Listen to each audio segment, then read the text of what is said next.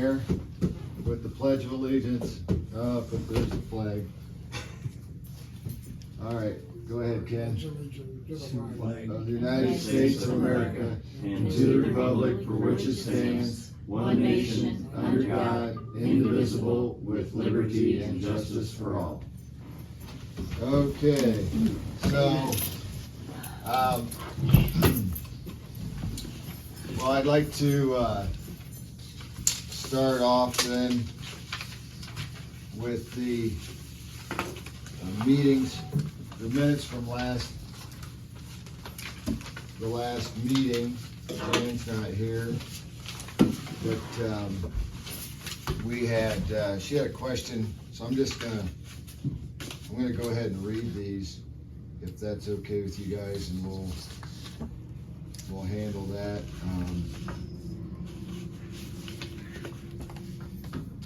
So we met on the Planning and Zoning and Planning Commission meeting was held Wednesday. Can you hear me okay on the, okay. Meeting was held Wednesday, August 10th, 2022 at 5:30 at Town Hall. The meeting was called to order by Gabe Oberlin, Zoning Inspector.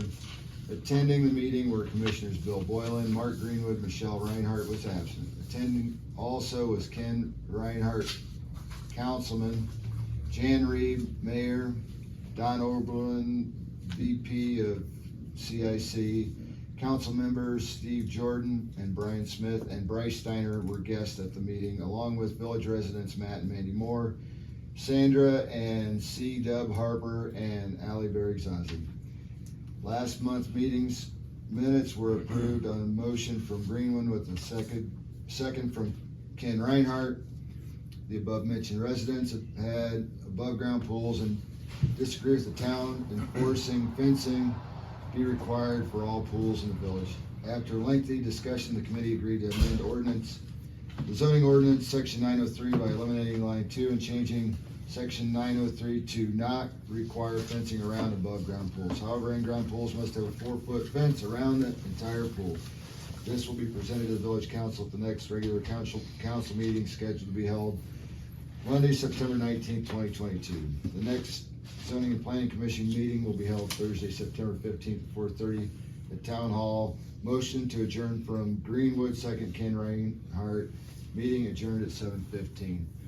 Do we have any additions or corrections? I don't. I'll make a motion to approve. Motion to approve, okay. By Ken, Second. by Mark, all in favor. Bill? Yes. Michelle? Yes. Okay, so meeting, minutes are approved.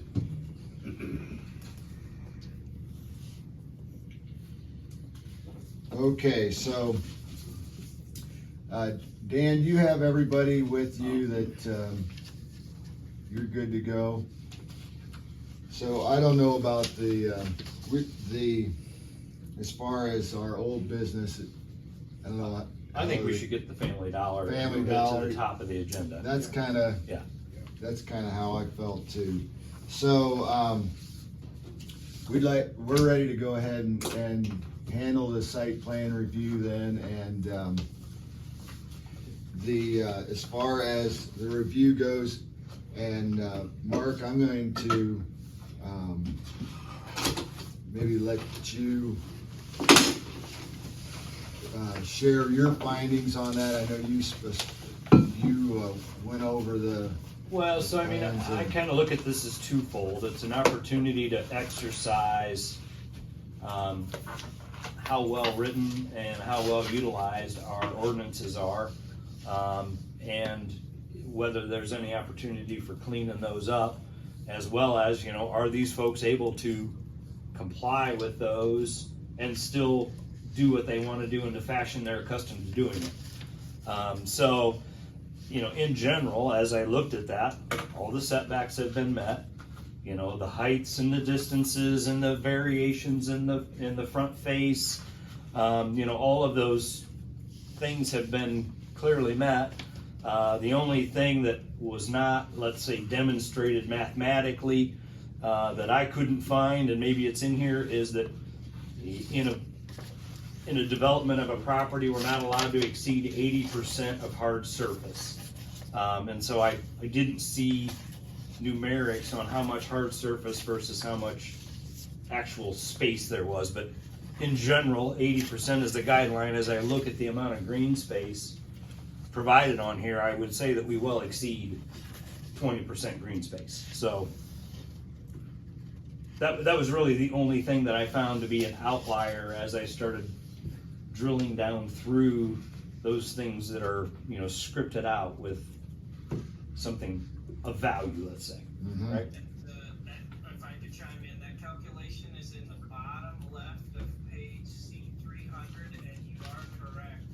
We're at a hard surface of about 38, just under 39%, and a green space of 46%. So we're well exceeding the, building plus hard surface would be 40. I'm glad you quickly found that because I didn't. Yeah, we're total hard surface building plus parking, 53%, so well below the 80% required. So we're good. And then the only other thing that I found that is more on the ordinance side as being very poorly written perhaps, is that we have a value of a 30% window to the front facing portion of the building.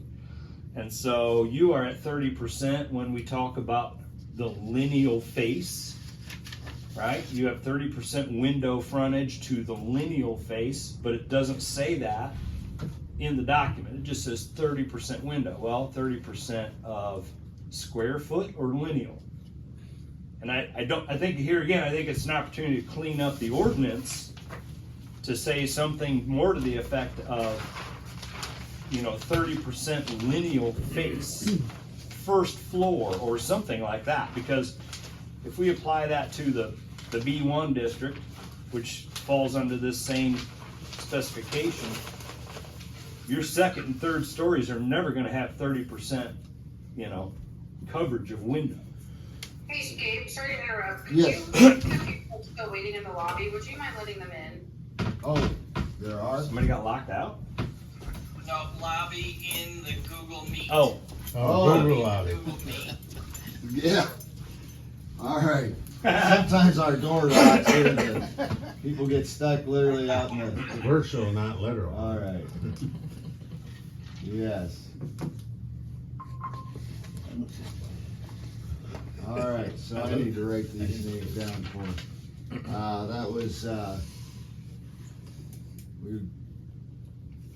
And these are all people from our team, Gabe. Some of the okay, architects. Molly, I got Molly McKee. Yep.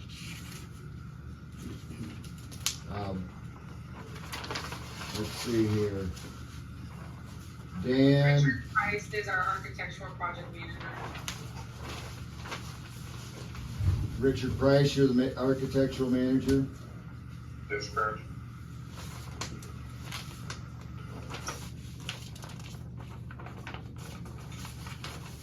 Okay, how about Addie? That is good. We're the developer. You have Rachel Rosado here in Douglas, Compton. So the developer is you, and who was the Lewis? I can message our names if that's easier for spelling. You have Rachel Rosado. You're on the screen, I think it's okay. Okay. Daisy Schultz. Okay.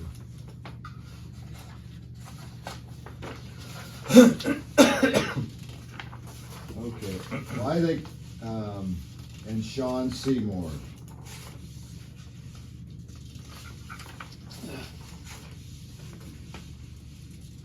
Okay. Okay, so I think I have everybody. Is anybody, I don't see anybody else in the queue. No, you've got everyone. Thank you. Okay, no, that's fine. We try to accommodate everybody, so. And then Mark, if you wouldn't mind just repeating your question you had about was it the storefront? Well, it wasn't necessarily a question to your team, as more so to the Planning and Zoning Commission here in Antwerp. So in the guidelines, it specifies that you have to have 30% window to the front face of a B2 business. And you've done that in a lineal fashion. But if we did it to the square foot approach, we're short of that. And I'm not saying that you need to be square footage. It's just to say that the ordinance doesn't say in which fashion that 30% is derived. And then don't let me speak out of turn, Molly or others, but to help them with future ordinance conversations, this is our typical, correct? Just to help them for future retail projects. This front face is one that we use in quite a few communities. Am I speaking correctly there? That is correct. Yeah, so just to help you out, this, at least for this Family Dollar, type of retail project, this is a very typical front face.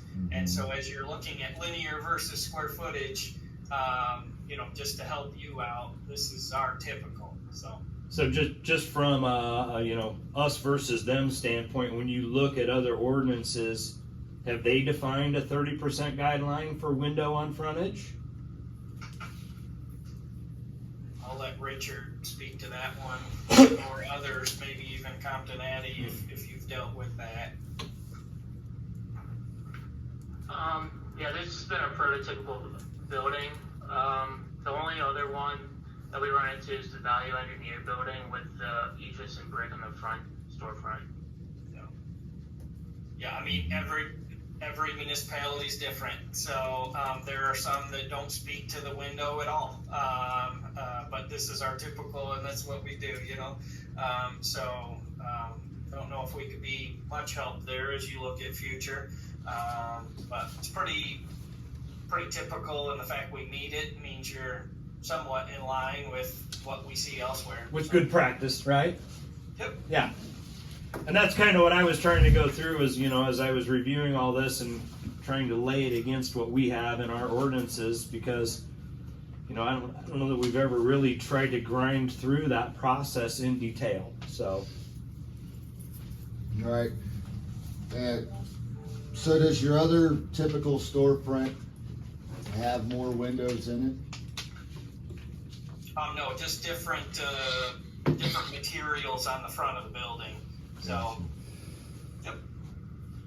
And as far as the site plan review, there's no, the construction materials aren't specified in B2. Did you come In the across that? ordinance, it doesn't give a specific requirement other than a request to have variation in the front-facing materials, which they have done, right? They've got a couple different materials going on in there, a little bit different color variation.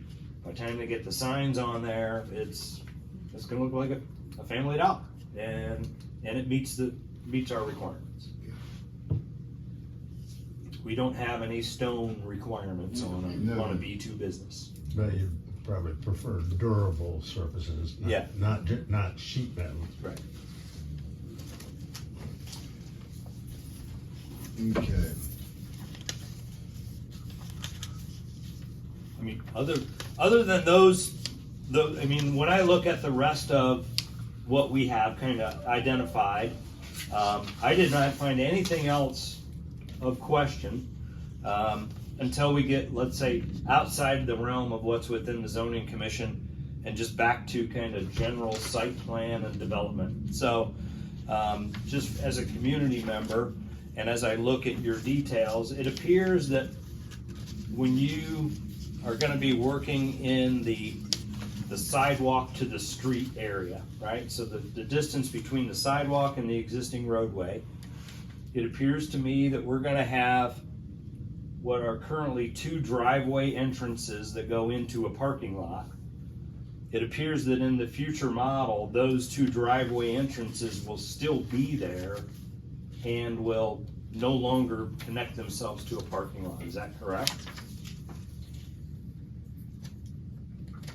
I am not, so the existing conditions had kind of some multiple pathways in there. Our proposed, which is shown on that C300 page, we have a driveway south to East River and a driveway east to Oswald. Correct. And those are the only two proposed driveways, and those will be our permanent driveways to the site. No, I understand that. And here again, you know, this is outside of the boundary of what you've staked out as yours. It's in the right of way. Yeah, this is concrete and curbing that is in the right of way. There's there's 3 existing approach slabs, and you're proposing to modify one and to leave the other 2 approach slabs in place as they exist currently. So, let me do a Google Street View to make sure I'm understanding your question correctly. Just a second here. Yeah, right now there are currently 5 in that little strip of I gotcha. landscaping. There are 5 driveway entrances to the 2 adjoining properties. Got it. So, we're up for discussion there as far as, helping to clean up. We do not plan to use those other ones, and we're going to leave them as is. You know, they'll be driveways to nowhere. Because they'll go to the back of the sidewalk and hit our lawn area. And so, you know, we're up for what may be best for the town in those locations. If you want, you know, that landscape island to extend all the way through there, and for us to do high back curve through that whole stretch to get rid of those other 2 that'd be 1, 2, yeah, get rid of 2 of the drives, and then the one we're modifying, we would be up for that. That's just a lot of work in your right of way. So we're up for a discussion there. I mean, just with my engineering hat on and my personal preference, I think that would be appropriate. Okay. No. We would be okay with that being kind of a pending approval. Yeah, and that's why I say it's outside of the scope of what we're trying to do here tonight, and I'm only bringing that up as just more or less a concerned citizen, right? It's outside of the scope of what we're doing, but at the end of the day, when you're done, I'm a little concerned that Grandma's going to come in, you know, in January when it's dark out and wheel into one of those driveways. So that I'm not speaking totally out of turn, is the rest of our team that's on the line. You guys are in the loop there. That's not a big deal to get rid of the 2 driveways. If you go to Google Street View real quick, there's actually 3 driveways through there, and what we would propose is to kind of get rid of those between the sidewalk and the back of curb, and extend these gravel landscape islands all the way along the front there. I think that'd be a good thing. You don't want people kind of having driveways up into your lawn area anyways. Right. So. Right, yeah. Do developers have anything to say on that, Addie? I think we're good with that. Family Dollar just ideally wants 2, so I think we should be fine. Yep. You're not proposing, I mean, so then, for practical purposes, it sounds like, I mean, we could vote, they could vote on it if they wanted to, but, and I'm just really a facilitator here, but, as the Steve, zoning inspector. I'd propose that be because it's not shown on the drawings that are in front of you, that be a, you know, part of a contingent approval, and that I would follow up with you, Gabe, with revised plans that show those removals of those driveways and the extension of the landscape islands between the sidewalk and the back of curb. Okay. that, I agree with Mark, I think that's probably a practical solution to that Yeah. problem, and probably would be, knowing that area well, that would probably be in Family Dollar's best interest, or the developer's best interest. Okay. Then, so, do we have any, Bill, do you have anything? The only thing I had, on the preliminary drawing, you showed a retention pond to the east to handle runoff water from the building and the parking lot. That was addressed to run through our storm sewer system now, rather than having a retention pond. Correct. Your system has capacity, and the current, before the grocery store, I think as I was talking with Gabe, that burned down at some point. Anyways, the current conditions, sheet flowed to the roadway, and we're going to be creating more grass than what that condition was. Way more. And so we were able to connect directly. We're doing it underground instead of sheet flowing it on, onto the roadway and into the curbs. So it's a little better condition, and we're sending less water than that condition when the grocery store was there. And so as we worked through the details, that was the best way to connect, and there wasn't a need for a detention pond because we're sending less water than what the grocery store did. Absolutely. And with this being in the downtown district, kind of, right, it's right adjacent to what we call our B1 business district. I would prefer not to have a pond. And we have, that's our best storm sewer access point right there. You're a couple hundred yards away from the river. You're gonna get that water out of here. You're in a good part of town for drainage. And It's right at a spot where it upsizes from 18 inch to 21 inch too. That's why we picked that structure to come into. So it's hitting a decent sized pipe, Yeah. and we thought that was a good connection point. That sounds good,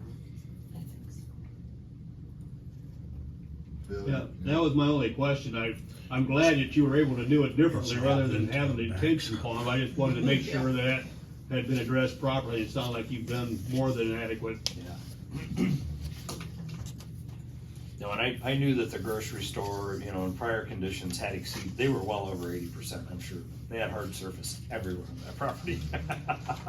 And no storm sewers, it was all pushing to the roads, the two of them. Ken, do you have any questions or Not really. concerns? So I noticed the signage was not specified, or it was to be.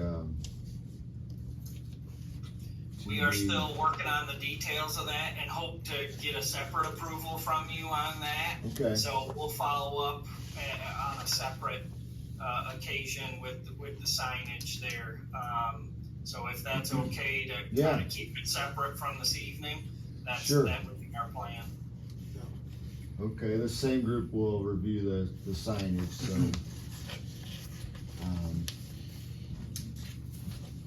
I don't have any questions. You got any more, Mark? No, I like it. It's very thorough, very detailed. I think it'll fit that landscape much better than what we have now. So I'm looking forward to it. Especially if we're able to clean up that roadside islands and get rid of those driveway access points. And I know that's kind of outside of the scope of what we're doing here tonight. But I see no reason to object in any way to this from an ordinance standpoint. There's nothing that they haven't complied with. Right.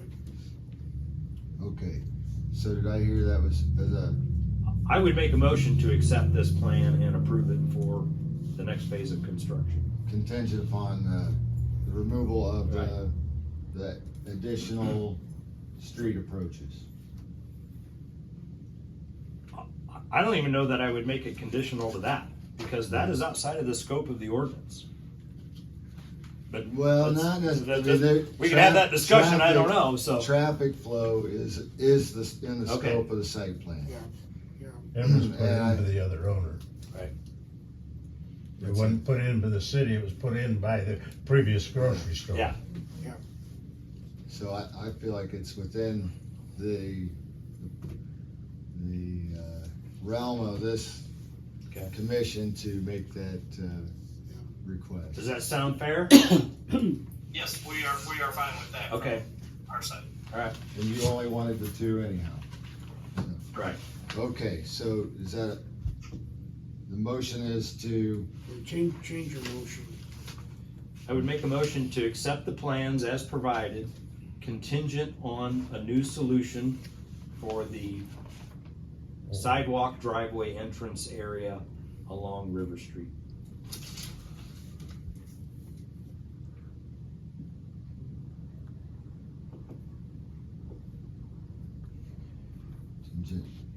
okay, accept the site plans contingent upon revision, how did you say that on I mean, if we the, want. revision of the, Old approaches. removal of the two, extra, The two additional driveway entrances on River Street.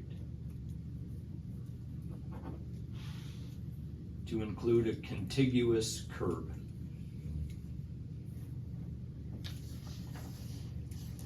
So that means they'll put in the sidewalk then?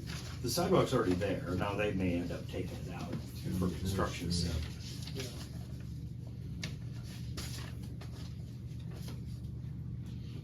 But I would venture guess that we So- will have to. So there will be just two drives? There's one on River Street and one on Oswald, is that South Street? Yeah.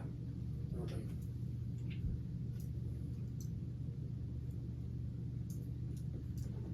okay, this is what I was able to come up with. Okay, Mark moved to accept the site plans contingent upon removal of the two extra driveway approaches on River Street. Sounds good. That, where, is that on the same page with you, Dan? Okay. Is there, I'll second it. we need to second it, Noah, okay. Seconded by Ken. And, all in favor, Bill, I approve. Michelle? I approve. Okay. Motion passes to approve the site plans with the contingency on the River Street approaches Okay, being thank changed. you. Just for clarity, Dave, is there, I know in some communities it goes on to another committee. This is all the approval we need as far as site plan. I know there's a building permit process, but as far as the site plan, we have full approval this evening, right? Correct. This is Okay. you've been approved the site. It doesn't have to go in front of council, does it? No. So then the process would go to, once you have your state building permits, then I can issue the zoning permit and you can start construction. And that could Awesome. happen, relatively quickly. So, but, you know, along the same pace that my other correspondence have been, Yep. I think Appreciate it. we've been attentive as a village or new. So we really are happy to have your development here in our community, and I know that the village residents have spoken They're gonna be happy. positively about having your store in this site. Awesome, and thank you for providing the Google Meet. That really helped, and we get extra experts here to answer questions, so appreciate you providing that opportunity, Dave. Yeah, no problem. I'm glad it worked out for us, so, anyhow. Thank you. Right. We have some other business to handle, Yep, but thank unless any of you had any questions, you're free to leave, and, thanks for joining us. All right, thank you. Okay. You're welcome. Thank you. Here. Bye-bye.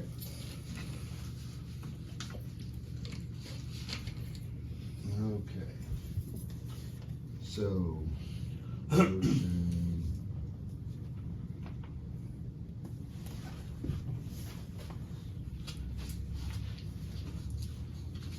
Motion passed.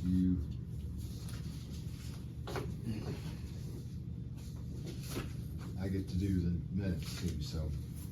Okay, and I can, hang this up myself.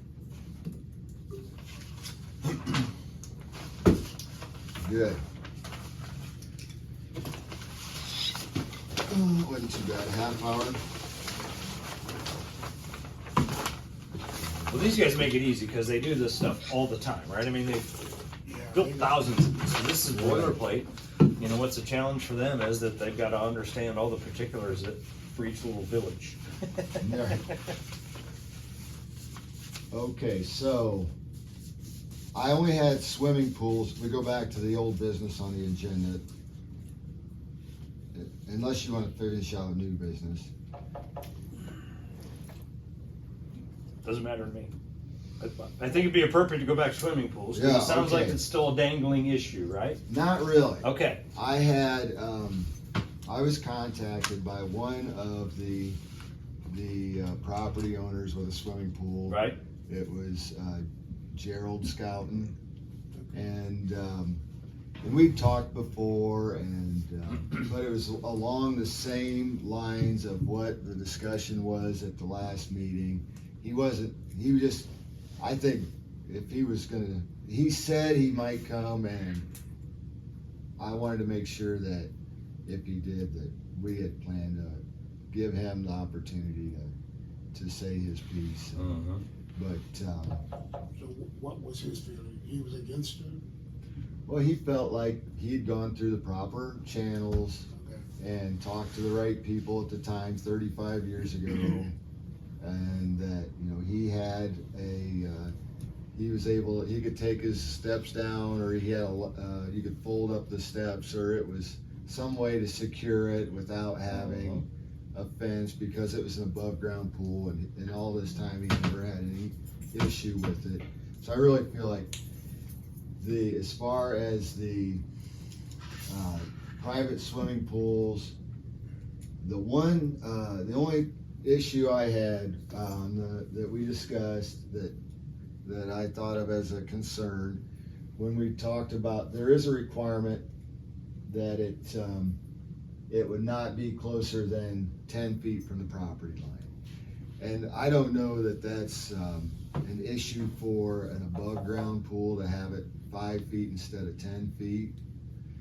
But what about if there was an in-ground pool right next to the business district, or some area where you might be potentially undermining a foundation or something like that? I think that might have been played into the 10-foot rule on as far as the setbacks.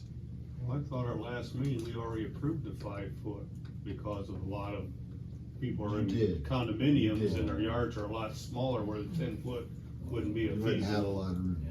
So then, at this point, and I typed it up, maybe I should print this out. But, I would like to point out, though, that thing that you forwarded me from the state, residential private pools are exempt from that building code. And I would like building to, code or the Does zoning? that come code? from Melanie? from that code that you sent us from Melanie, Oh, there's Yeah. one exemption, personal private residential pools. right. So they talked about residential pools, right? We all presume that means personal private residential. They're speaking to residential pools as in an HOA, right? Right, Got a homeowners association, they put up a pool. They have to comply with those regulations. yes. Because it's not, That's, it the is- way that is written, that is who it's specified it's to. private, but it's public for the people, or. It's private for that neighborhood, Right, yeah, but it's not personal private. right, So there's a distinction in, you know, even right now, we're overstating what's in the state. yeah, And I just would further point out, it's the only building code we have in our zoning ordinance. So if you follow the zoning ordinance on, let's say, a residential structure, what's the minimum building code? Right, we don't have one. Don't even have to have a roof. Just some of our houses comply then. You know, and it has posed problems in the past, right? We don't have a minimum building code, so a property can just go in decline to such an extent that it's not livable anymore, and we don't have the means to deal with it. So that's a separate issue, but it was just one of those aha moments that as I started, if you start at the top of the ordinance and work your way down through, right?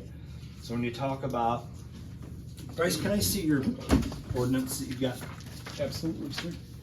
So if you start at the top, and this is just another gap, right? We haven't really strictly tried to apply these things, and so when you start at the top, single family district, so you have permitted use, conditional use, and accessory use. And then you go into your setbacks and parking. Nowhere in here is a swimming pool allowed. I can put up a shed, accessory building, or a greenhouse. But a swimming pool is not an accessory use. So, you know, by virtue of what we have right now, swimming pools are not allowed in the village. They're defined, and we say we have to have a fence, but they're not allowed in any of these applications as an accessory use or conditional or anything. They're just not mentioned. So I think, you know, as you start, we dove all the way down into the weeds. Like, all right, let's start at 30,000 feet and work our way down. And when we start at the top, we omit those completely. Well, isn't that a state rather than our local that you're looking at right there? No, this is our local. This is printed right from our website, right? So it was just one of those aha moments, like, you know, according to this, the swimming pool is not even part of the scope. It just kind of sneaks in as, I forget what that area is called in the back. Is it in the chart? It's not. 900 section or something. Supplementary district regulations, right? Now let me see in the.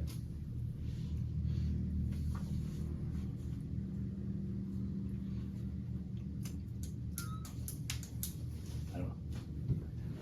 It just seemed to me that it should probably be identified as, at least as an accessory use, I would guess. Right? It's just a simple accessory to your home. I don't know. But just a simple. Yeah, I know, but I'm just saying that I want to exercise should be the addressed. process, right? Should be addressed. At this point, we talk about swimming pools, but we haven't allowed them. Haven't identified them as an accessory.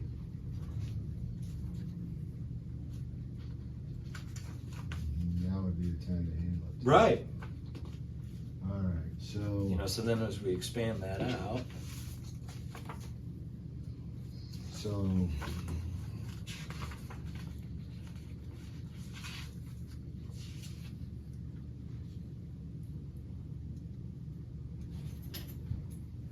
I don't think it said that's business related.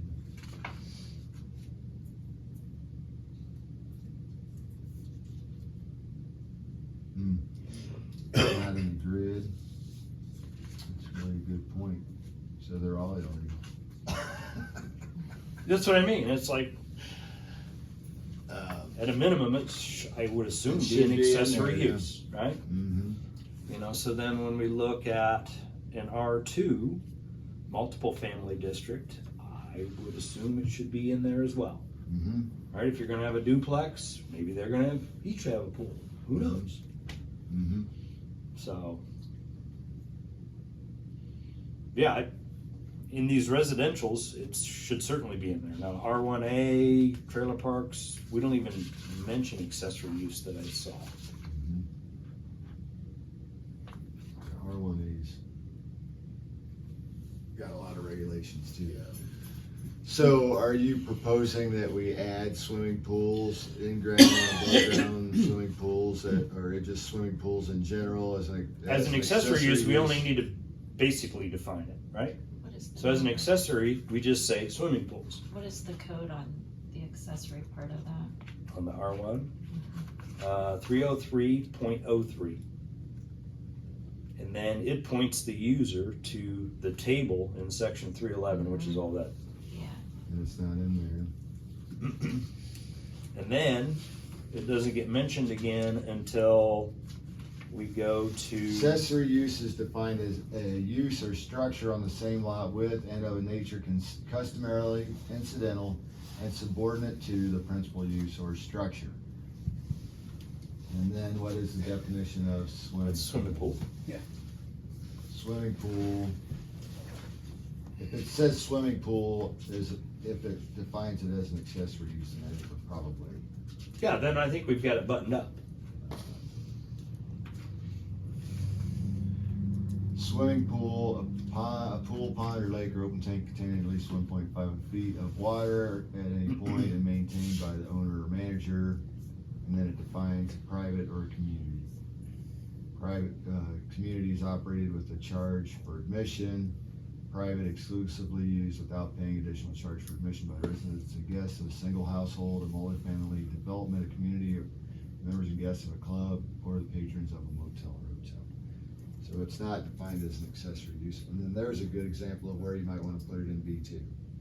Right. Mm-hmm. If we ever do have. So,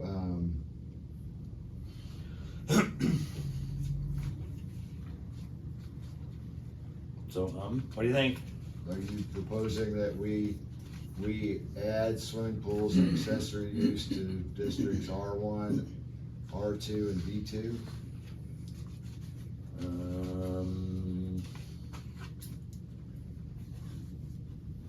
How would that affect B2? I'm trying to think.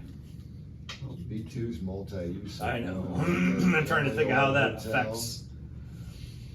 We have a lot of people in residency on B2 properties. Right. We allow residency, so.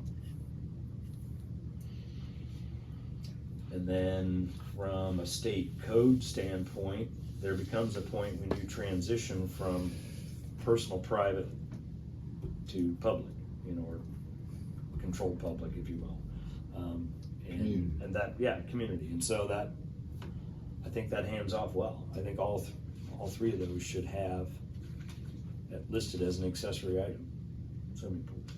So is that a motion? That would be a motion, that we add swimming pool as an accessory use item within the list for R1, R2, and B2.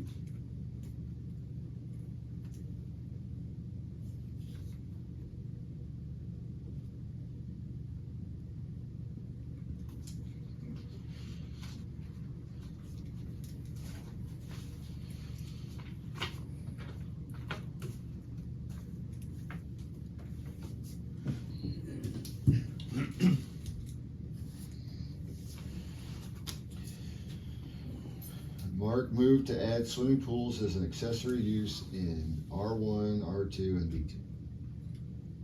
Got a second? I'll second it. Bill and Ken, you in favor? Yes. Alright. Okay, so now we have basically 2 swimming pool things to take to council, right?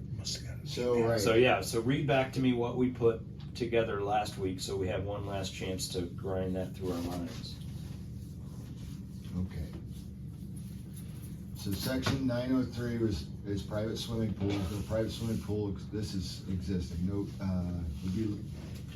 No private swimming pool exclusive of portable swimming pools with a diameter of less than 12 feet or with an area of less than 100 square feet shall be allowed in any commercial residential district except as an accessory use and unless it complies with the following conditions and requirements. 1, the pool is intended to be used solely for the enjoyment of the occupants of the principal use of the property on which it is located. That's what's in there now. Mm-hmm. So then, number 2, which was, it changed it from, it may not be located closer than 5 feet to any property line from, it had been 10 feet. Mm-hmm. Okay. Then an in-ground swimming pool or the entire property on which it is located shall be walled or fenced to prevent uncontrolled access by children from the street or from adjacent properties said fence or wall shall not be less than 4 feet in height and maintained in a good condition with a gate and lock. In the state building, the state building code that we had from Melanie, they have one more exception to the fence rule for in-ground pools.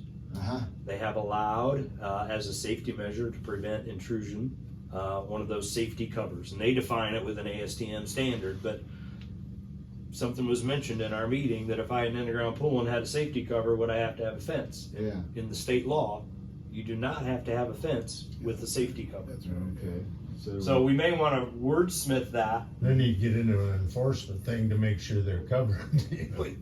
But this is all about liability protection, and so this is Yeah. really between the homeowner and his Yeah. conscience and his insurance company, right? So, and people with in-ground swimming pools, they know they have a different onus, right? I mean, anytime there's been any kind of a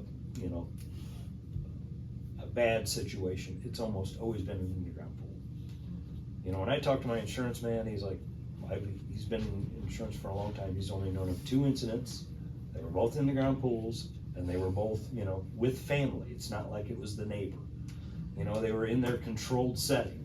The only one that I can think of in the village was in like the absolute most controlled setting. He was in the school. So, these are not common instances where we have problems, so we don't have to over-regulate it.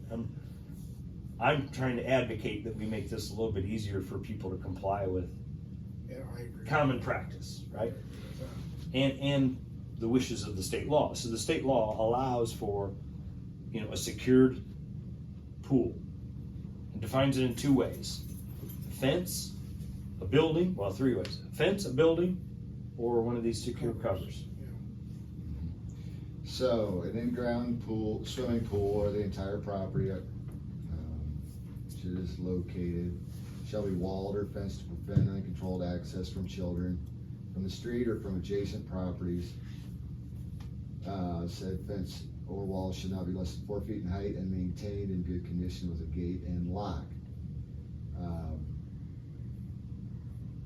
The only exception would be if it had And approved. improved cover. We'd have to look at that thing from Melanie. They had That was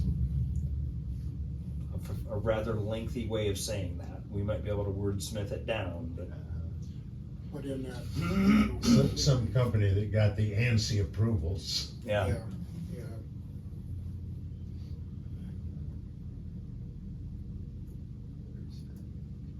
You could word it as a state-approved hardcover pool. We could just use the word approved, right? Yeah. An approved safety cover. That way we don't Yeah, I think try we to can- get into different Right, we can abbreviate. We manufacturing don't- problems. We don't need Gabe to be going out and trying to find out if this thing meets the ASTM standard. We're just trying to promote good practice. And give a homeowner an option to do Either the or. right thing in either way.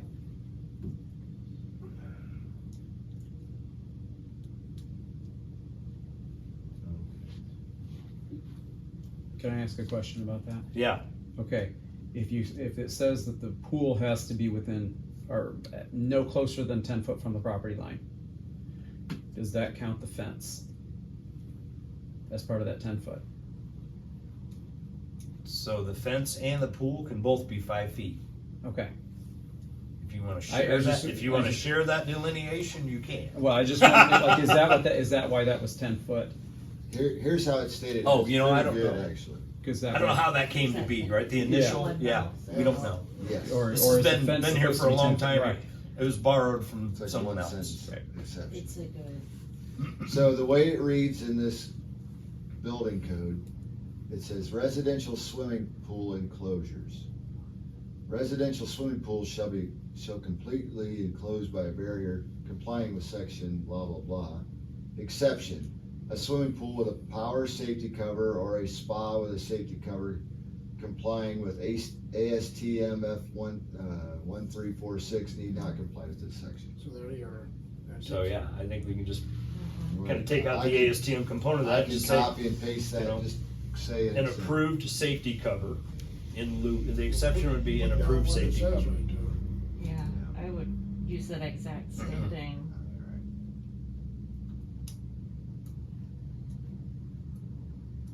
Okay, so after gate and lock, I added, it's copied and pasted.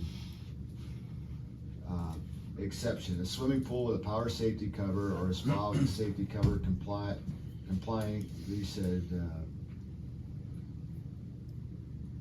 complying with ASTM 1346, need not comply in this section. You wanted to say, instead of ASTM 1346, you wanted to say, I would put that in there. I That's would. a, We can. It's a That's fine. specific Yeah, cover I'd that's, keep and that that in is there. and I would want that specific And it cover, cause you matches what just the don't state want said. somebody that's tying them down.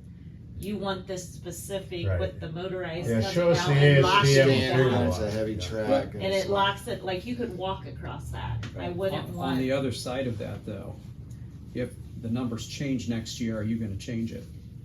no, ASTM is something that, once it's approved, it's It's- approved. But there Okay. could be another There manufacturer. may be a higher level thing that they Okay. approved, Okay, I was Yeah. gonna say, cause if you but let the it's a state standard. approve, then, Yeah. They've achieved this standard. or Yeah. say, well, you have to meet this code that's in the state. Yeah. That way if it changes, then. Yeah. Okay, When I was looking at it from Gabe's standpoint, it's like, if he's gotta be the one that goes out and determines whether or not this meets that standard, that might be difficult. Mm-hmm. It might be difficult for the Well, village if and for there's the a homeowner. vendor selling a cover, he's gonna provide that. Yeah, they'll have that in Gladly. their paperwork. okay, It'll all be on there, so who's gonna make this motion? I'll make the motion to Okay. do it. I gotta let you steal the thunder every now and then. That's all right, I just know these covers are way more efficient than. Yeah, and when it was brought up in our last meeting, it was like, well, we don't know where we stand on that, and then, fortunately Melanie found that, so I think it's appropriate. Yeah, I got that. It's more contemporary. This was written It's 30 or pretty 40 years sealed. ago. When so. it comes across, it's pretty sealed. Oh, yeah, I've seen 'em You're before. not getting it, Yeah, I know a gal's got one. Mhm. They had problems with deer walking on it. yeah, Because it's a flat surface. Yeah. They don't know the difference. Katie and Brandon have one. That's It's funny. pretty nice. It's scary when it fall in. It's gonna get ugly quick. Yeah.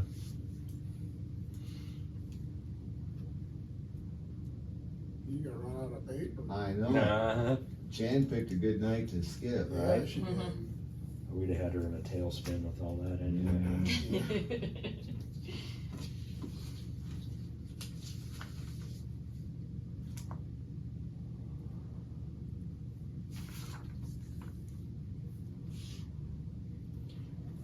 Hey, you guys on the council, what did Melanie say that we need here at this meeting to take to the council meeting? An ordinance? I'm gonna get the strike through version for them to review. You're gonna take care of that? Yeah. Yeah, I'll be at the Okay, next basically. meeting. Oh, so Whatever- you'll present this with strike throughs and Whatever your added. motion is gets. I'll have a presented. handout for you guys that just shows the changes, and then I'll have a copy, I'll make a full copy of the whole thing, Okay. that you could review the whole thing, and they can take that over to Yeah. Brian's office, and he can show it to whoever doesn't show up. Okay. Yeah, that'll work. Okay.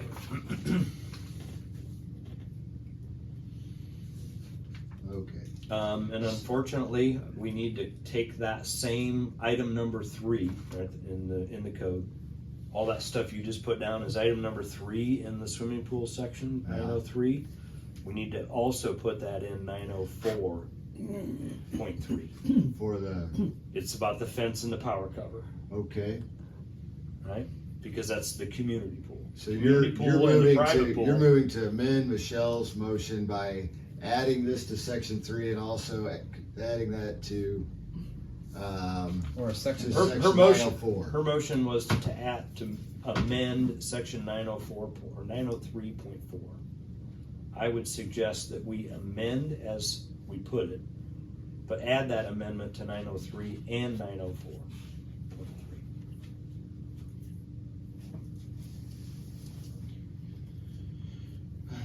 Apologize. I just realized we still had a conflict between those two, and they're both riding the same bus. motion to, you're moving to amend the motion to add it also to section, To use the same nomenclature in Okay. both, correct.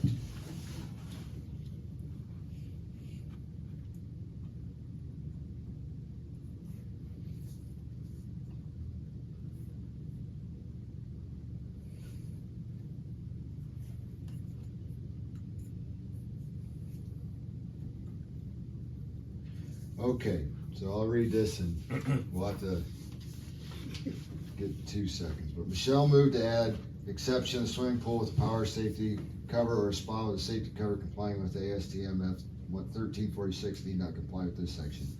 Mark moved to amend the motion to add the same wording to section 904. So do we have a second for Mark's amendment?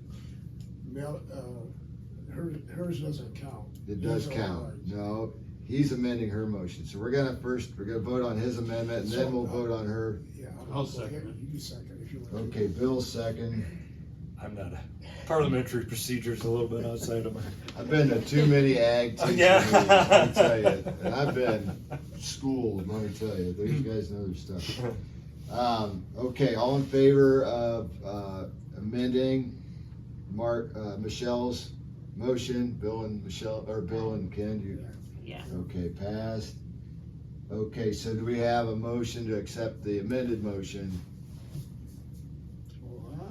The first motion. Yeah. Yes. You could, Mark seconded, well, I don't know if you could second your, yeah, why not? Close enough. I think we're all in agreement.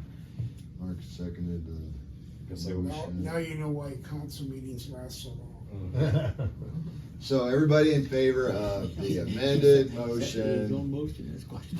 Okay, That's a new one. all approved. We only talked about 2 things, so. I know. Okay. Okay, And one's a I'm not rehash. sure how that works. okay, I'll have to, Okay, on to the next. yes. So, And you're gonna take care of that. You're gonna. Yes. Okay. and I'll send it out to you guys before I go to council. Probably. Which is right around the corner. Yeah, probably Sunday night. You got We your don't have a homework. whole lot of time to. Right. But, we did that on purpose, okay. So, as far as thoroughfare plan, we need a big map to look at this whole thing. Okay, And, because we're going to hem ourselves in if we go with this CIC proposal on that brand new B2 section. And we don't leave ourselves a way to get out. So we gotta figure out some way to get over to the industrial park. And Right now, trucks have a difficult time getting through this village to the industrial parks and to Dana and the glass plant, yes, the Dana building. yes, Because they're gonna come in on a state highway, 49, and try to turn on River Street. And River Street no longer accepts 53-foot semi-trailers. nope.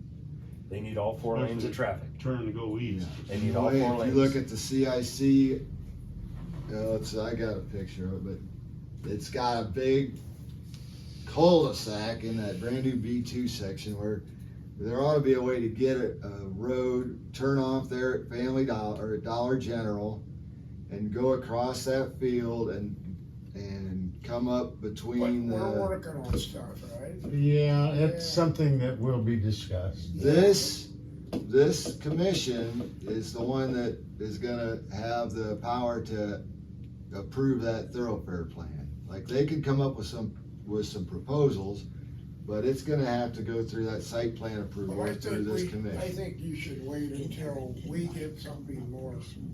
Yeah, Well, I don't know, you can, we aren't, okay, let's say, I'm playing the, devil's advocate here, say I'm the developer, and I buy this property to develop it. Can you force me to put a road through, cause I'm not blocking anything that's So already here, existing? If we You put it just on the wanna- map now, yes, we can. If we'd have put Main Street straight through, then But Langham's we house don't never want would have it got on the built map there, and yet. we'd have had a nice open spot where we could run Main Street, you know? If We we, don't want it on the map yet because we don't know what we're doing. well, it doesn't have to be exact. If we can, it's, you know, when they came out and had the plans for 24, they didn't say it's gonna be right where exactly where it is. They put an extra wide path and they said, we want it to go through here somehow. And that's what they proposed to the community, not here's every last mile and it's gonna be exactly right here. We just need a general thoroughfare. This is where our traffic's gonna flow. Well, the state screwed us when they cut off our that we should have had an exit out there. They already got the overpass. Who's got 2 exits around here? We're lucky that. You know, Gabe, Well, who has the highway cutting you off that you know, much? both of you are right. What would it take to get an overpass on, to not just get an overpass, but an That's not exit? the zoning Interchange. inspector's An interchange, job. because- I don't know, that'd be great. Because really, if we can keep the traffic, the semi-traffic out of town, that's On the only way to do Hartman Road it. out Yeah, there the only going way you're through. gonna do that is get the High Department of Development to give you a bunch of money. Well, and it's probably gonna be, $5 million to put one in. That's a guess. I'm not I've picking never put up one that, I'm not picking up that.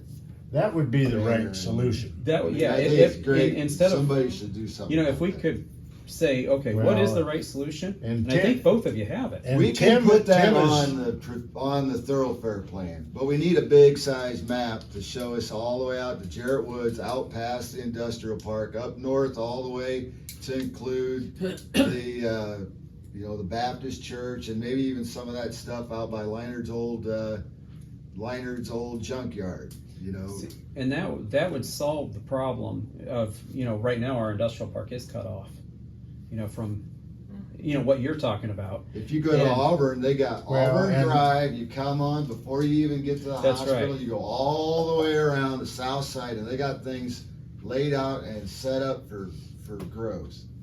And I think if we could get that would solve a lot of growth issues. Well, Tim Copsey is working on the High Department of Transportation, and they can't justify it because there isn't the flow and the need right now. Yeah. So really, if we're going to accomplish anything, it's going to have to be through the High Department of Development, who could come up with, it's a Well, and if political we thing. had, Well, if and we they- had a comprehensive thoroughfare plan like the ordinance requires, then we could have something to take to the Ohio Department of Development, and then maybe they would consider our proposal, but Well- right now we got squat. Especially if we could go at it and say, hey, look, our industrial park was cut off. Because without being Yeah. fixed, we need this development because since then our population's decreased, our business has struggled, and out there is an opportunity and it's halfway done. You're right, all of the infrastructure's there, Yeah, even including, I think, a place for water on right? both sides. So, yeah, I think if Well, we the could come up with- landowner of most of that land, they need to be included in this discussion because, Absolutely. Well, that's I why, don't think anybody's that's why you post saying that. the notices of the meetings I and, know, but some preliminary discussion kind of, It's- Yeah. smooths things over to get things rolling, but the owners of the industrial park, aren't they interested in developing it? Yeah, but there's one thing we're running into as far as economic development is they had some people interested, or a group interested in space in Paulding, but they didn't have enough acreage. They needed more acreage than that. So there's a lot of opportunity on a truck route like this Uh-huh. to get a good distribution center or whatever, and maybe an Amazon, who knows?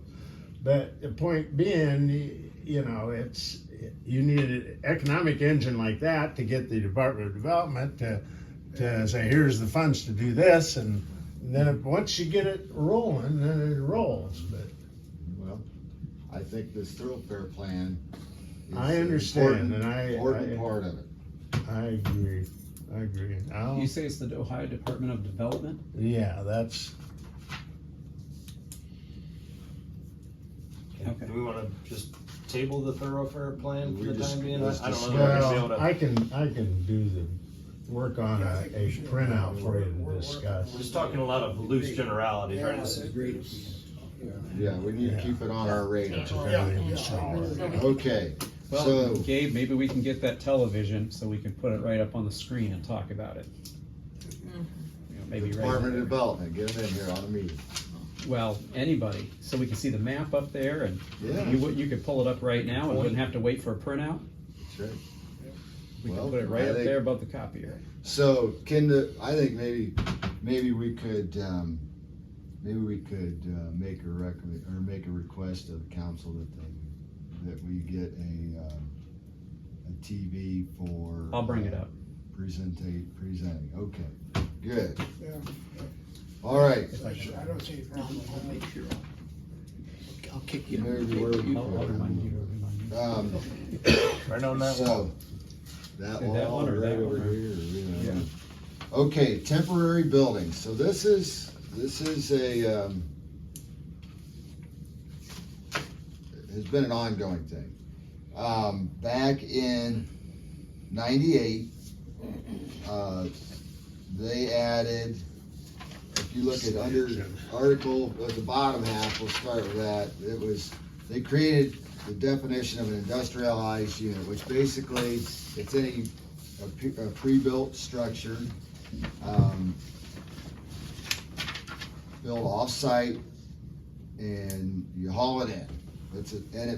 It says the last line, once at the site, the unit must be placed on a permanent foundation. And then it defines a permanent foundation, which is pretty significant. It's 3 foot deep, 8 inches wide, and it has to be 18 inches or 2 8-inch blocks, which would be 16 inches tall out of the ground. And so we had we've got all these What- temporary buildings. You pulled this out of our, section 905? This is, so 905, this is the one that was amended in 2020, and this was And that was mainly, because of these storage buildings? storage cubes, yes. Yeah, yeah. So that really before that, I was able to kind of say, well, that's a temporary building, we can, Right. okay, well, this kind of, I feel like, forced the issue, like, if it's a temporary building, then it can only be there 90 days. Okay, And if you're gonna keep it there longer than 90 days, then it ought to be on some type of permanent foundation. well, isn't it, didn't we agree back then, when was that, 2020 or something? 2020, yep. 2020, So I was not involved in that conversation, what, and I wasn't, if there was a meeting, I wasn't invited. That was in COVID, so nobody was meeting in person. I don't know how that got done at that I time. guess, none of these had. We were in COVID chaos that whole year. I was thinking that we, if it was gonna be It there didn't go longer through than planning 90 commission. I 90 wasn't aware of days. that. 90 days, they had to get permission from you to extend that. But Which there was, but that's still, let me see here.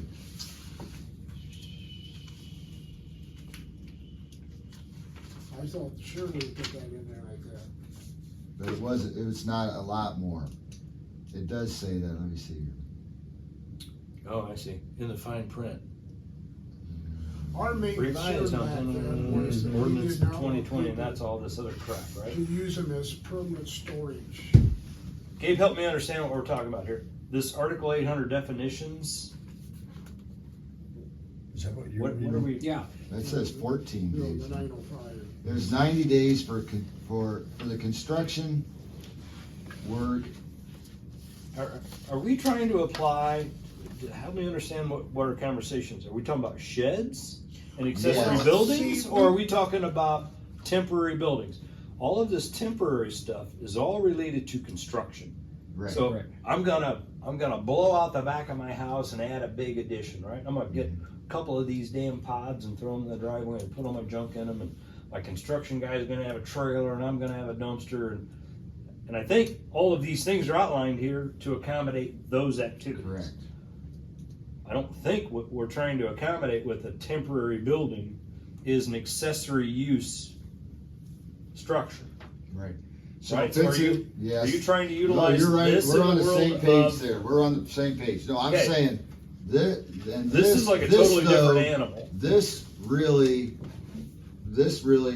brought the requirement for permanent foundation on those accessory sheds.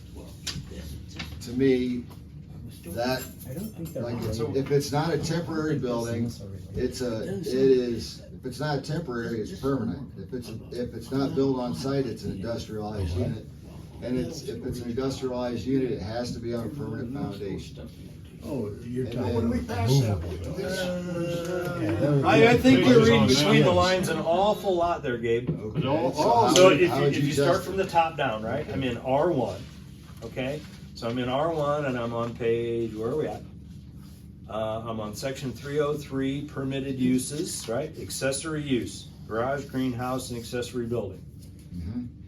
Then I go to the, says to see the table 311, I go to the table 311. And it's just basically a chart that says these are allowed. Now, if I'm gonna build any kind of a building or a structure, what in here tells me the minimum definition? So if you haul in a pre-built No, unit. no, no, no. Okay, what's the, What number? Where would I find, let's say I wanna build a new house. mhm. Where is that defined? What's the minimum definition Of a of house? building a house, a dwelling? I think, if I can add something, Yeah, this permanent foundation thing, it all, permanent is permanent, a real foundation. Okay, and you get all the way through to the 3 foot deep, and then it's, and 8 inches wide. But the rest of that, with a height of 18 inches or 2 8-inch blocks, that's irrelevant. It doesn't Yeah. really have anything to do with the permanent foundation. But that's section 800 definition. that's just definitions. This Yeah. is Yeah, definition that's- of permanent foundation. But not for this. But here again, that's the definition of a permanent foundation. But nowhere do we say, It's a poorly written I don't disagree. definition. I'm is saying what I'm that saying. a dwelling or a shed or an accessory building does not state in the ordinance that it has to have a permanent foundation.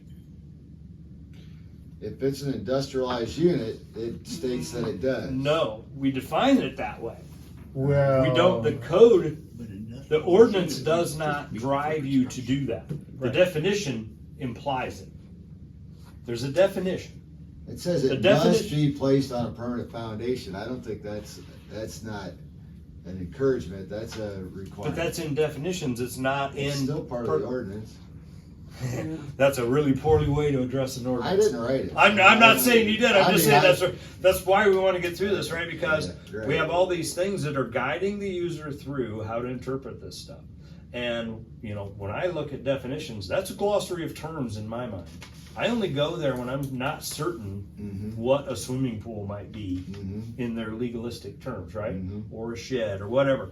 And I here again, I find a great deal of conflict of terms as we move through this But if document. you're asking for a definition of Well- what is a minimum house, well, you would put that in the definitions. But when I'm applying for a zoning permit, it doesn't say that I have to have a foundation. On your house? It does not say it. The R1, single family district, these are the permitted uses, right? So then where is the definition of a dwelling? The definition of a dwelling would be in section 800. No, it cannot be. Those are definitions. I mean, why would you, if you're asking for But a it definition? doesn't say that a dwelling It's in has the to have. ordinance, though. I mean, it's still part It's of the- the zoning ordinance. It's there as a glossary of terms, but it is not But they have defined. definitions in Ohio Revised Code all over the place, I'm like just- all kinds of sections. There's definitions, and I guarantee These that are- those are legally binding. Well, we would have to cite where those are at then. But, you know, we do There's need. nothing that connects them together. Because, are we trying to say that if somebody buys a shed that's made out here at Antwerp, that it has Is to? it made out there? It's Yes. hauled in. There's some made out there? Oh, They yeah. they used to be. They're just stored out there. Okay, who cares? Yeah. Okay. They buy a really nice looking shed to clean up their yard because they got cited in Antwerp, Uh-huh. and they put it in, and now we're saying, well, wait a minute, that's not allowed either because you don't have concrete underneath it. Is That's that what we're basically, trying? I think, Is that what we're trying to that's how say? I interpret it, yes. Okay, because I'll just put in there, I think if that's how you interpret it and that's what you would charge somebody as, I would say let's reword it because I think that's actually a poor thing because right now I have what used to be a storage shed sitting on concrete, and right now I just have waste concrete in my yard where it's ecologically it's just bad. I would much rather have a shed sitting there, which will deteriorate at the same rate, whether it's on concrete or not, rather than, right now, I just have a pile of concrete that's taking up my yard because somebody followed the rules. I would much rather have, it would also eliminate when a zoning inspector approves, like Mr. Lee, and the shed is on the line because it's concrete. Yeah, if it wasn't, you could actually just move it over. Then the whole dispute would have been done. I would suggest, you know, there's so much concrete sitting in the river that it's just terrible. And I've got so much under my yard because it used to be a cheese factory. What did they do with it? Buried it. They buried it, and they dumped the other half in the river down at the end of the road. You know. I would say, hey, if somebody buys a shed and they clean up their yard, who cares what foundation is under it? Okay. I think it boils down to definitions. Is that what you think this comes? Because I think this so. here is not extremely clear on. I Because think this sounds the to whole me like it has to do with definitions thing needs to be construction. Because the one where it says permanent foundation, that's written for these modular homes that people want to bring them in, take the wheels off, and put skirting around. Right. No, you got to have so much block, and there's no Right, gaps. that's what I would say. That's so what that that's that whole applying definition to. is written for modular homes. That's where right. they're talking about industrialized units. Well, there's separate definitions. Yeah, for- but I for think modular I homes. think there's some Manufactured cross conflict in these definitions. Okay, so, That's going to take a lot more work than we want to do tonight. okay. Well, you're looking at 85% of Antwerp is breaking the code or the zoning ordinance, because they all have barns. You can drive down any street and you're gonna Right. see storage barns. And to put a foundation underneath an 8x10 storage barn, Right. I that's gonna think you deteriorate need 20 to, years. you It's need to silly. create a new definition for portable storage buildings. Something you can move around, you can hook onto it and drag it over here, you know? But now you're introducing a new term, right? So we said accessory use on a residential property, Okay. right? So if we need to add to that, then we need to do it. So accessory use is garage, greenhouse, accessory buildings. It's not a shed, it's not a barn, it's A an accessory building's a building. building, and that would require a foundation. Well, there's nothing in here that says a building has to have a foundation. I And think you're if not you- driving a building code here. Okay, but if it's not permanent, then it's temporary. I mean, Yeah, So Well, it I- sounds like we need to clean up definitions and terms that we're using on different buildings, actually. It Right. needs to just be completely identified and clarified. yeah, we should We define. just need to define them and clean them up. You can have size limits perhaps. What might be Or- a shed to you, I've got one in my backyard and I've got it decorated, built in it, and it's a workshop. I've got it wired and I all kind of tools out there. But to Bryce's point, I've got two at school. And one had been there a while, and the other one, we built it. And, the one that we built, the newer one, just got set on the ground, and it's sunk in, and it's leaning, and, you know, the floors are starting to rot out of it. yeah, but And the that, one we put on concrete, the older one, is straight. The floors are dry. We don't have, there's. That's the That's not owner's- your call. That's the Well, that's I'm not just our telling, business. I just to Bryce's point. The Hey, concrete does make a difference, and it will. but Hey. if you would have set them on slabs of cement, stepping stones and stuff, and Right. pressure treated wood, and with air underneath of it. Yeah, you could put them on those 1 foot blocks, but that doesn't even matter. We need to get the definitions done Yeah. because I really do not want that piece of concrete in my backyard. But there used to be a shed on there that deteriorated, and you know I think probably the roof makes the biggest difference. You know, but I mean I agree. It's probably going to do that. But I like what's the purpose of this to say well because it's permanent, therefore it can be taxed. Is that why it was put in? Because if it's concrete, and by the way, I did talk to the auditor about your question last time, whether all the permits are submitted to her. They're supposed to be, but Antwerp has not submitted any to her this year. So any permit that you have approved has not made it to I thought Claudia they Fickle. just did it once a year or something like that. Could be. It could be. I just asked her because I was questioning that myself. So, and I specifically asked her then about the concrete. She said, well, it's only taxed if there's a concrete foundation. That's considered taxable. So I wonder, is that why it was put in, so we could tax people? Either way, my thing Are would you be getting taxed on yours, Steve? No, but I was told before I put it in, if it's on a cement foundation, it makes it a permanent structure. If it's on blocks, and mine's on blocks, it's Mhm. movable. And That's it's what not she taxed. said. Yeah. And I would say, you know, before this portable storage container part came up in 2020, you know, I really viewed it that way. Like, if it's a portable shed, then, hey, they could have that. But this specifically says portable storage containers. Well, yours is, it's a little nicer than one of those cubes, but it's portable now. Yeah, You this know, it was all needs- done it just because. boils of down what to they call mighty definitions. cubes. Yeah. Yeah, the pods, yeah. Yeah, it was done for that. At that time, we Which is did good. not want people Because if bringing you them were in, violating and somebody's I don't know property what they line, charge you could just per move it. month to rent it.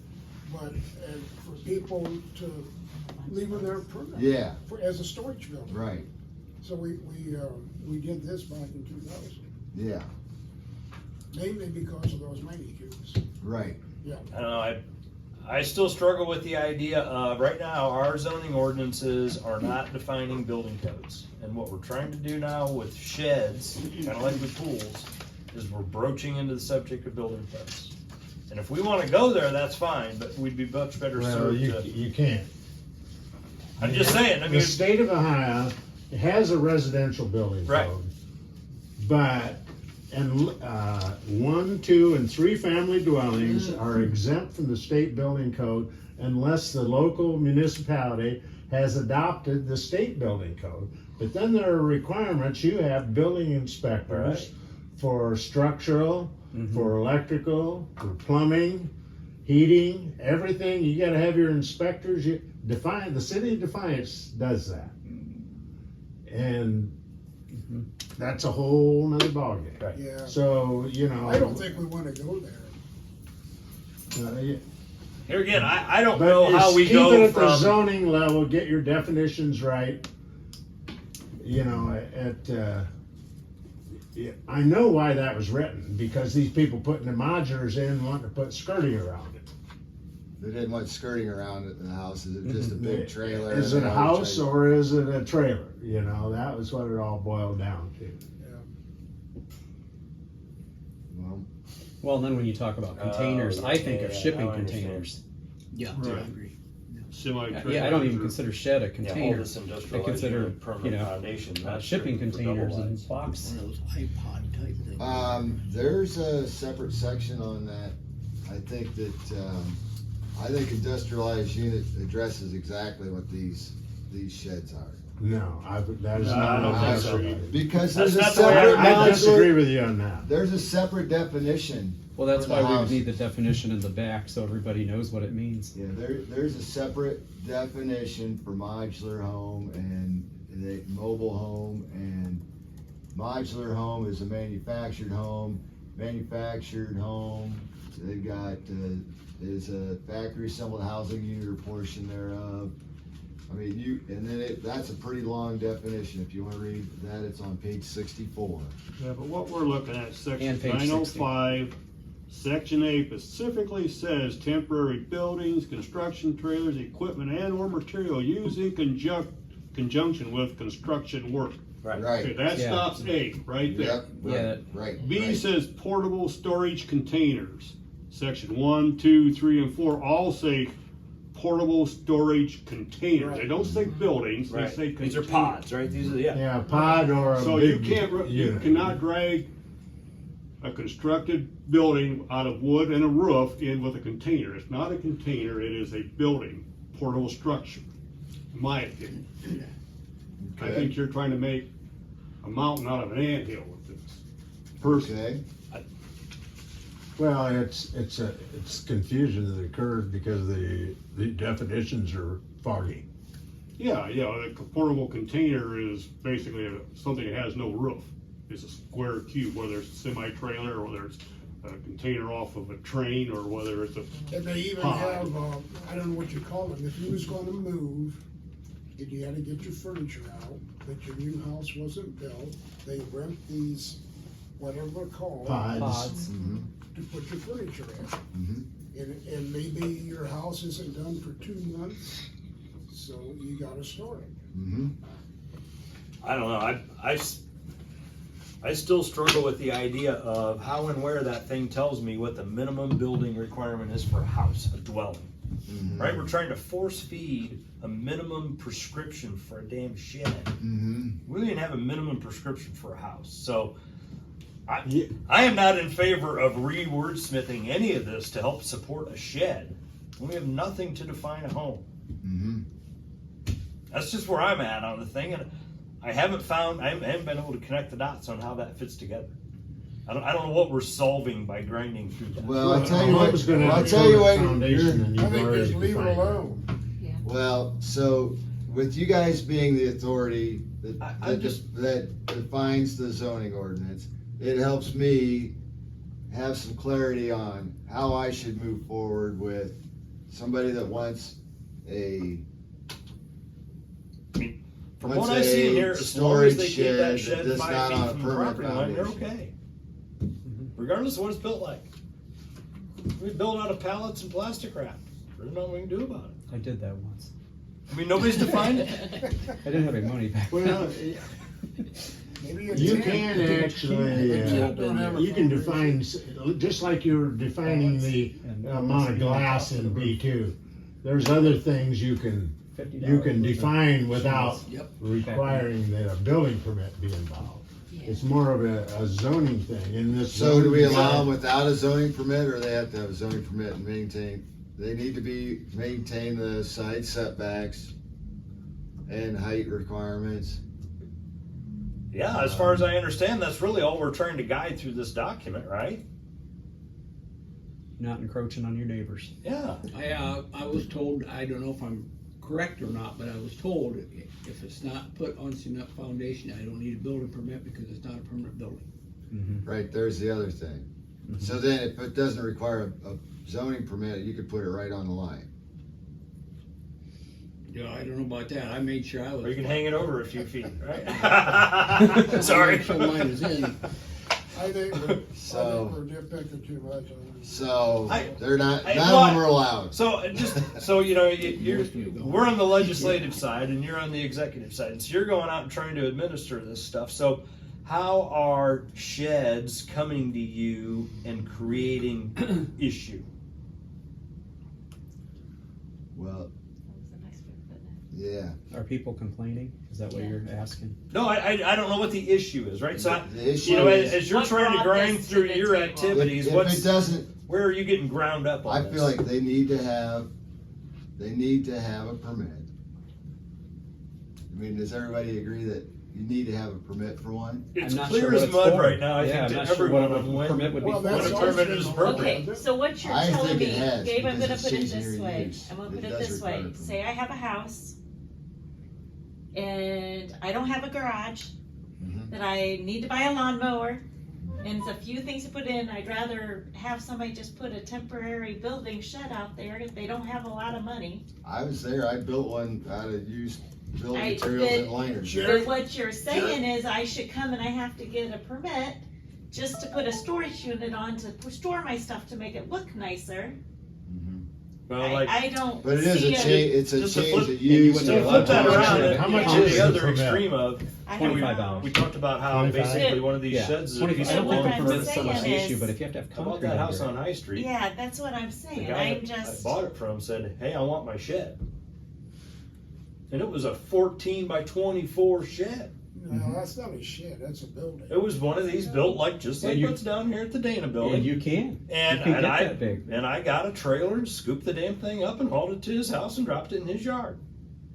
It's his furniture. I don't care. I didn't really want Well, that's anything. why you need the zoning. But that's what I'm saying. It's like, Well, And we already you can have do that size. in our zoning code, it says any structure on the property needs to be 5 feet off the line. Right. It doesn't say it has to have a building permit prior to, so if there is an issue with, I put one too close, my neighbor doesn't want it there, it's already in the code, it doesn't say it had to be something that was zoned or built, you've gotta be 5 foot off the line. So then you solve the issue of, So you all agree that it's a change of use, it does require a zoning permit, and it should maintain the setbacks.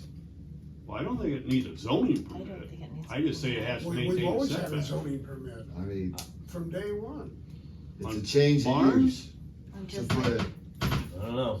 Here again, we're setting a piece of furniture in the lawn. It's a Yeah, mixed bag. 14 by 20 piece of furniture. It is what Yeah, it is. You I can't think, define it. using the term change of use is confusing because the state defines, the usage groups as residential and the different kinds of Okay. residential, Okay. industrial, commercial, you know, these are the use groups.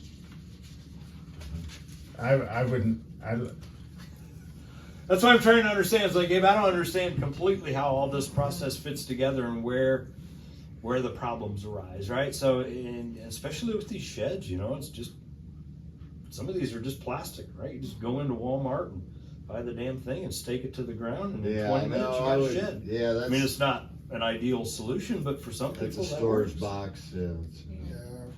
Yeah, I've got You one can in go my to yard. Walmart and buy a tent and use that for storage. I would think that would require one. Well, I mean, You just have to address it some way. so what do you do with, a guy that fills his whole backyard full of sheds and his precious treasures that he sells at, yard sales every so often? So They're- how are you gonna As long stop as they're him from filling inside. his whole backyard with sheds with building permits?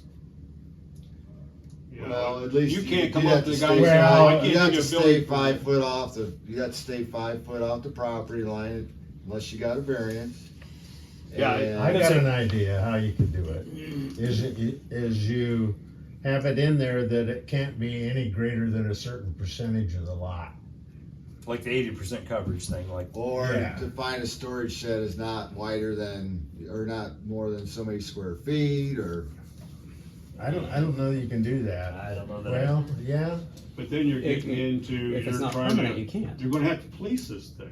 yeah, You know, we run into that with the pools, you thought you had everybody and you oh, I missed knew some. I never had. You know, I never imagined I had everybody, and I never imagined I had all these sheds. Well, Gabe, what about, Right. you say the 5 foot setback? Can you say that for non-permanent stuff too? That way it includes everything? I feel like it does for anything, unless you have a Because, variance. you know, hey, somebody's got a car parked out back. Oh, a car? No, I mean, that's I mean, a motor you vehicle. That can would that- fall under. You can say, hey, no, I you're don't not have allowed any to. ruling, I don't have any. Okay, well, thing okay, on maybe not a vehicles. car, but, That's a driveway. you know, It's where you anything park your that's, car. you know, can you just say, things that are not permanent, which would therefore be temporary, must Well- still follow the setback rules. I mean, Done. That way, and you could And put how that do- under accessory use. Something like that, because I mean, this could be a real can of worms, because there's lots of definitions. and like Bill says, we don't the agree reality of it is people can buy those big units, you know. Big units, you can buy 2-car garage tents. And if you drive around town and look at the stuff people are using for storage outbuilding, I bet you'd be amazed Well, at I all the think- differences you'd I think find. we're getting a little bit tangled up on, you know, so. Yeah. If you buy a property out in the newest to new edition, Maumee Landing or whatever that's called, they've got restricted covenant on their deed, right? There are certain things that they are allowed, can and cannot do. You know, this gets into your 17 sheds in the backyard. Those guys can't have 17 sheds, right? They can't have a 6-story. well, they whatever. got one right on the property line. I'm just saying, you know, but so here, we're kind of crossing the border sometimes on really what are like HOA style covenants and restrictive activities. Yeah, but And trying to apply HOAs them are to the more entire for a community big- that- bigger city, that they're trying to break it into an Antwerp-sized chunk that they can manage. Right. And that we could at least have some say in our own community, and people could come in here and get involved in this discussion. And, Yeah, we need to be like a bare minimum instead of, setting the rules for my neighbors. Well, Mommy Landing But- could have an HOA. That's right. Anybody can have an HOA. New Edition it is. can have their own homeowners association or whatever it's called nowadays. Okay. all right, well, so we discussed it And we made no progress. Well, we're thinking about it. Well, so, you gotta make an action plan. There is a couple things I'd like to ask about on the code, but do you want me to wait until, like, schedule it for the next meeting or something? And here's what it's about, if you wanna look at your code. We have a lot of stuff that tells people they're not allowed to do business at home. But since well, 2020. you're allowed, but there's restrictions, Jim. Okay, well, like, you can't do photography, you can't do computer work on graphic design, you can't do, and it's on page, I can tell you, page 70, no, it's mobile homes, page 29, let's see, where, Why couldn't you do photography? it says it in the rules. It says you're not allowed to at your home. To have a photograph, how's it read? It's in the chart. Like a studio, you mean? Yeah, you're not allowed to have any kind of photography business. You're not allowed to do that business, just like it says professional services. Well, there's a lot of us that work remotely nowadays. Like, those rules were written before we had computers. It made sense when you had, your developer and fix and stuff like that, but that's just computer work nowadays. When people were probably dumping their chemicals down the drain. Mm-hmm. But, to specifically define that people can't work from home and do business, I think we should probably add a section or something that says you're allowed to, or just remove some of But those. there's nothing that would stop you from working from home remotely, but what it's Well, it trying says to professional prohibit is services, which somebody is that, business, depending on who defines it. so, I We think don't have the to- we main don't have to bring it up in requirements is committee. it wouldn't Yeah, take more I mean, than like 20% or a certain percentage of your home, it's in the I was gonna definition. say, I thought I saw something in there about home businesses and really the kind of the defining moment of working from home is, are you creating traffic very parking little- problems where you have Yeah. customers place of coming and business going where and you the have people hours of coming and operation going. gets There's how everything complicated. else- You are right, but the issue is that would be inferring a lot into it. Right, That's why it needs redefined Yeah. to get with 2022. Okay, but it doesn't say you can't work from remotely. It doesn't mean you can't, open up your computer and. Suppose it do any depends of how that. you define it, because to me, Well- that's what it says. If you look at, Well, personal that's not my services, interpretation of it is that right, my I just thing say, is, some of this stuff you're just not needs selling removed. stuff, right? No, I you do don't- sell stuff. Well, let's see, no, on I the sell it over the premises? internet. Okay, so I'm that's not driving you're not traffic. selling it on the premises. That's why I'm saying this needs updated. Well, but you don't have goods at the We- premises you know, that we've people got- are coming to pick up. And, Yeah. We've got flea people that market. do remote, right, and I think Trucks delivering. that was the That's- intent, but it doesn't translate well to today. And in the table, but in the context of the definitions, it does, Did right? you read on page 62 what it says there? So I think there's a little bit of a disconnect in the table where maybe Right. it needs to be like put Because- in with an asterisk, right? because, because we've got See this. we've got council members who do all just work from home. Right. And they, I think it should be encouraged that people can start businesses at home, of course, without the traffic. Because so many of us, there's Etsy and everything else that people do online nowadays. And, if somebody who wasn't Gabe decided they were upset with somebody, they could use one of these rules and go after them. So you can't. Things have changed a lot. Okay. since No yeah. traffic shall be generated. No occupations which create noise, vibration, glare, fumes, odors, electrical interference detectable to the normal senses off the lot if the occupation is conducted in a single-family residence or outside the dwelling unit. See, in the Right. written It's mainly body, I the think it's table. pretty well expressed, but It's mainly the table. right. Yeah. And so, That we, if I- you guys could figure out on modifying that for, the current century. the table. Well, the table is in the book, so. Yeah. Yes. It is Yeah. part of the book. And, There's just a few things, I had an issue with when they brought up the table for that reason, that you got two things to duplication. manage, right? Right. Well, and it specifically says graphic design. During 2020, Okay. Right, the my easiest graphic thing to do designer from had to home, work right? from home. Right. But it specifically says that you That's can't like- do that. That's like the preferred office now is home. Yeah. For that type of work. And that's why you write it off on your taxes. According to that, Brian Smith is working really good. Okay. That's right. And I don't want that to, I want to make sure that people, because, a lot of, that's changed. The world has changed. And we need to accommodate our workers, especially if they want to start new businesses from home. As long as they're not working on people's vehicles or scrapping or, Flea marketing. So again, just as a point of clarification, are you issuing violations in the world of sheds right now that we need to? no, I'm Okay. not doing anything. No, I didn't know if you had I- any impasses that maybe we could, help Well, wrangle in. Yeah. And do we want to use the word shed or shelter, or how do you define in that? We have to define it in a similar term as what we had in that accessory use. Mm-hmm. So it's either a garage or an accessory building, right? Right. And you expand those terms to, be inclusive of. Pods. No. yeah, I feel, or the way I'm moving forward, you should get a zoning permit if you're gonna put a building, whether it's on a permanent foundation or not, you should get a permit, in my opinion. It should be I site don't plan. have a So problem. did he answer? And as far as as long the as they're permanent allowed. foundation, So did he answer? I can't crawl in there and check, Did you get so Mr.? it should have one. But I I don't don't, agree with that. well, I mean, that's the way I interpret it, but as far as me crawling under there and Businesses, checking, personal service. I don't know. Either way, That's your not neighbor gonna can happen. say, hey, they don't have a permanent foundation, that's gotta go, when it's really not hurting anything. Yeah, You're just looking at Graphic starting design. neighbor Yeah, wars. Yeah, we don't want any of this stuff weaponized, so that's why I say Right. we really gotta be I- careful about trying to create definitions that, I built one Point specific. 25 years ago for up at the Ice Cream Depot. Now the elevator's got it, it's sitting there, and it still looks I like. built one over 20 years ago, and it was at Liners, and they hauled it out. It's out at the Conservation Club. They painted it. Yeah, it's still probably good. The door came out of it was the old door off or the hardware was So off the nice old, Yeah. the hardware store. Yeah, okay. What do we do? We Move to think about adjourn. this? motion to adjourn. Yeah, we- yeah. All right,